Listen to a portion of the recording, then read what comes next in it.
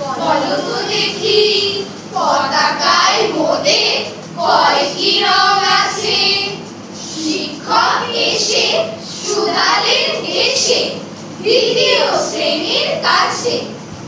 একসাথে মিলে সব ছেলে বলে চিৎকার করে চলে, তিনটি বর্ণ রয়েছে রাঙানো জাতীয় পতাকা জুড়ে।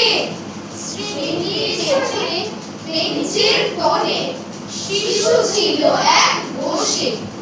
পতাকার মাঝে 5 রং আছে, বলল সে মৃদু হাসি।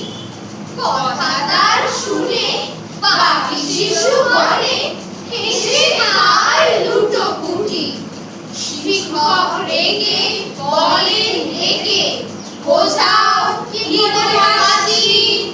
মাথা নিচু করে ভয়ার্ত স্বরে সরল শিশুটি বলে ওরে লেগুয়া মাঝারি সাদা, সবুজ আছে তার তলে, আর আছে আঁকা গোলাকার চাকা, নীল রং আছে এতে।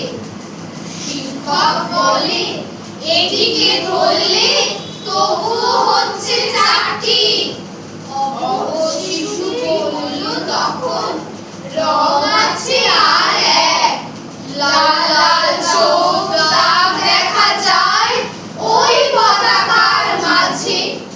বাবাকে যখন আনলে ওরা কফিনের ঢাকা খুলে, জড়ানো রয়েছে দেহখানা তার পতাকা আর ফুলে। রক্তের দাগে ছিল লাল শোক ওই পতাকার মাঝে। এই নিয়ে মোট হলো 80। এবারেও ঠিক আছে?